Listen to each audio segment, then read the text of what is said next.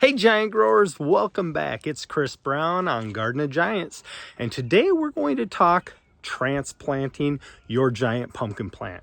Now there's a lot of anxiety and stress around this. Sometimes you're watching that weather every single day, maybe 2 or 3 times a day. Is it too hot? Is it too cold? Are we going to get frost? Is it going to rain too much? Is it too dry? We get so stressed over getting these little pumpkins, which are in the safety of our houses in most cases, out into the patch. And then when we do put it out there, are we going to do it correctly? Are all the roots going to break? Is the dirt going to fall apart? Are we going to put it out, where it's sticking straight up, but we really need it at an angle so that it doesn't snap? So today, we're going to unravel the mysteries. We're going to give you some tips, tricks, and secrets on a successful transplanting of your pumpkin plant from in the house to in the patch. So sit back, join me, and let's plant some pumpkins. Okay, let's go.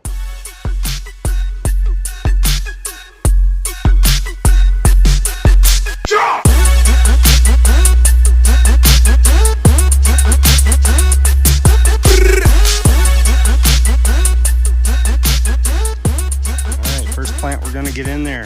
2365 Wolf. I've hardened it off for 3 days, so it's about ready to get out and just get some full sunshine. I'm hoping it isn't too overly strong going from T5s to straight sun. It probably is a little much for it, but if we burn a few leaves, we burn a few leaves. There's plenty more leaves to come, so it just needs to get out and the sun will make it happy. As you can see here, I dig the hole deep enough, but then I do kind of a channel. I don't know if you guys can quite see that, but I do a channel coming up. I'll show you here in a second why I do that. And here's the plant here. A little close on that. All right. So let's pull it apart here. I'll show you how to take these air pots apart, and then we'll get it into the ground.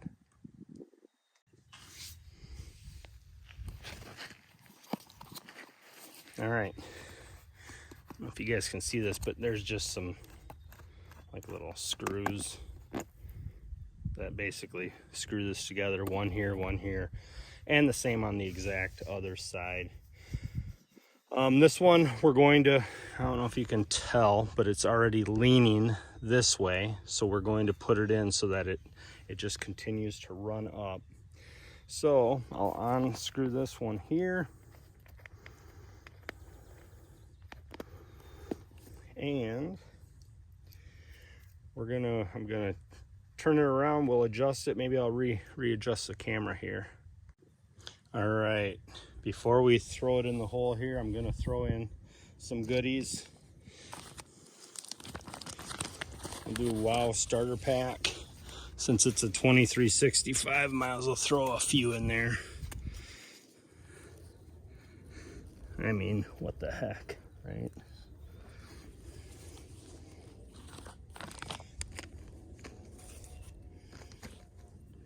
Gonna throw some mycorrhiza in.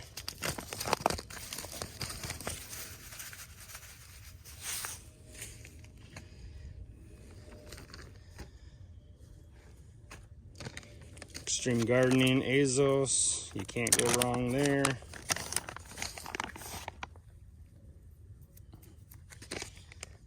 And one thing you guys might, some of you might not know, the raw line, very, very incredible line.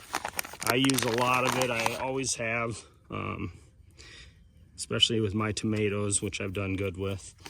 I'll be going over a lot more of the products this year, because this is actually a very, very good line. Has some incredible products to it. So we'll go through them. But this one is a microbe really for the growth stage. Then when you move to other stages, they have other microbes that will help with those different stages. So really good there. And obviously soil biology is always key to everything. Earthworm castings. Obviously, if you have a garden that has a lot of worms in it, you're ahead of the game.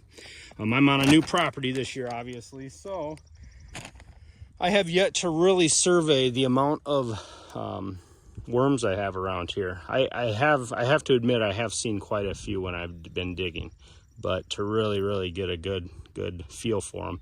My old property, I was just loaded. I had endless amounts of night crawlers and worms, so hopefully that's the same here.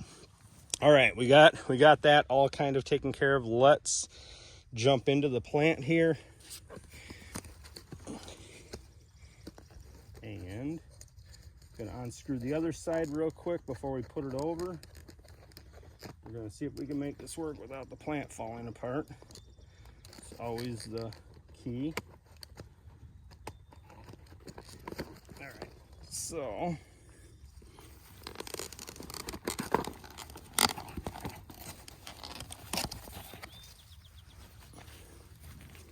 remember, we want to lean it at an angle if at all possible.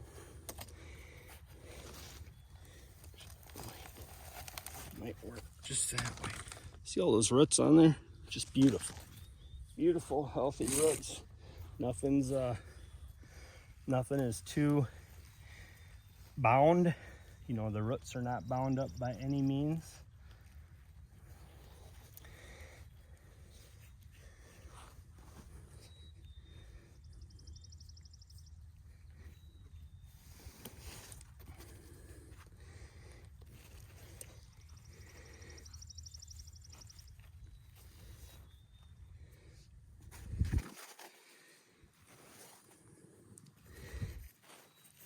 Right.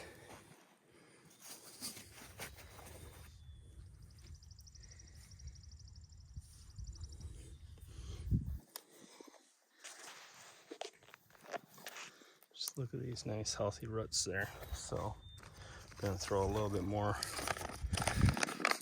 mycorrhiza right on there, maybe a lot more. Just cover them, get them all covered up.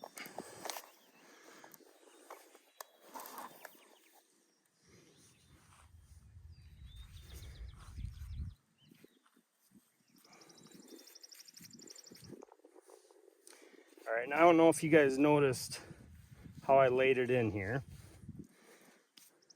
but I laid it sideways. A lot of people lay their plants, or they put them in going straight up and down. If you have any sort of a start of a vine, I would lay them in at an angle. The roots, even though they're aiming this way, will all grow down. So it's not a big deal if they're aiming this way. And then your vine, instead of putting it so it was straight up, I'm putting it at an angle. So this lay down should be much easier. All right, like I said, we all know wind can come and take these stems and snap them. So by getting it to start the lay down process is absolutely critical. I'll use these little bamboo sticks to support it as it lies down. So this one probably will pop up another, 6-8 inches, and then hopefully I can have it lay down completely and then start it running for the season. But that is the 2365 Wolf. Let's plant some more.